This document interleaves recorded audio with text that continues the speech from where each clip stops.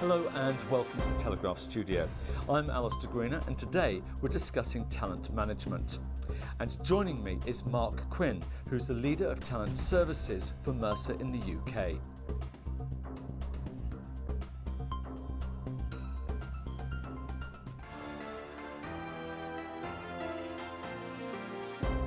Morning. So why is talent management so important for businesses in 2015? Most organisations will say that talent is their critical issue. It's the item that makes them different from their competitors. And I think in a knowledge-based economy like we are, that has to be right. People make the difference to organisations. You'll see that in CEO statements, in vision statements for organisations. The critical question is, what are organisations doing to identify and manage and make the best of those resources within their organisation? So if it's so important, why are businesses losing so much key talent? You would have thought at the moment with the way that the economy is, with the levels of unemployment that there wouldn't be issues with supply of talent in organisations, and yet there are. Part of that is to do with the fact that within the unemployment there are some issues with people who've never entered the workplace, so youth unemployment, or people over 50 who are seeking to, who don't have the skills that organisations need at that point. And we're concerned about that. It's one of the reasons why we're working with the World Economic Forum to identify and manage things, strategies in those areas. Despite those, the thin sliver of the truly talented in organisations are the ones who have the ability to be mobile. And if organisations aren't identifying who they are, then they lose the opportunity to really grow and develop those people within their own businesses. So what are the successful businesses doing to engage and retain their talent? They're using big data to identify who their talent is. They're then developing their people using a number of programs to make individual interventions. We all remember from our careers the moment when a manager really invested in you, and it's organisations that can find the right people to do that will be successful in the future. And those might be developmental moves for an individual. It could be moving them to another country. It could be interventions to enable them to develop their skills and abilities, or it could be swift ways to promote them and progress them with pay in their organisations and retain them perhaps with a different approach to pay. Now you mentioned big data. Now that's quite a buzzword at the moment that's going around. Mm-hmm. Tell me exactly what you mean by that in terms of talent management. So big data is really about unlocking the potential from all of this information that we have within our organisations and creating real insight from clever and swift analysis of that information. Let me give you an example. One of our clients is a large bank, and a global bank, and what they're seeking to do and what we're doing with them is seeing who their serial high performers are and looking at what it is that makes them successful in the organisation.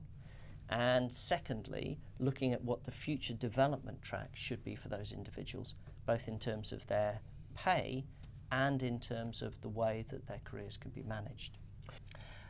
But you say that one of the things that people will come back to, which you touched on a little bit earlier on, is pay. Sure. Now, how much does pay actually play a role in all of this? In terms of managing talent, pay is critically important, but perhaps not in the way that most people would immediately think. Let me give you an example. One of our clients is a large IT services provider.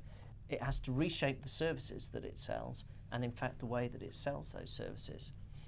As a result, they have to completely change the way in which their sales force is incentivised if they want to be successful in the future. So pay is a strong communicator of what organisations consider to be the most important. And if there's a misalignment between the strategy and the direction of the business and the way its pay is structured, then it's going to send the wrong signals and talent will leave as a result. Many companies are going to say, listen, I've got my HR team already, I've got my data, why do I need to bring in an external consultant? Well, and it's a fair enough question to ask. We work with clients under a number of conditions. Firstly, if there's a huge transformation taking place in the organisation, they may need a set of skills and they may need a certain knowledge base that will enable them to get to normal, their new normal, quickly. And that's often when we come into organisations.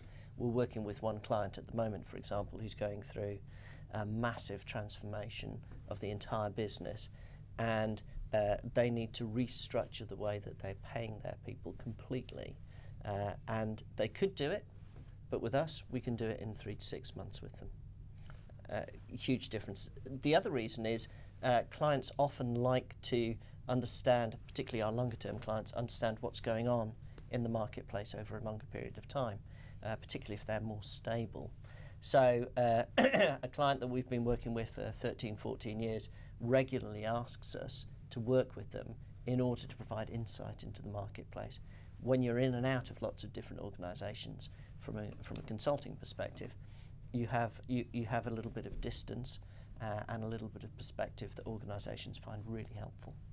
So what would you say that success looks like for Mercer UK? Success for us is about working with clients over a sustained period of time, not one-off. We measure our success by the fact that clients invite us to help them continue to work with them and to help them continue to solve problems. We also measure our success very directly by agreeing with every client on every intervention. What's the goal? What is the output that you're going to get from working with us? It could be about increasing sales performance. It could be about reducing cost. It could be about reducing turnover of talent. All of those factors are things that we will agree with the client at the start and assess our performance. It's been really interesting talking to you. Mark Quinn from Mercer UK, thank you very much. Thank you.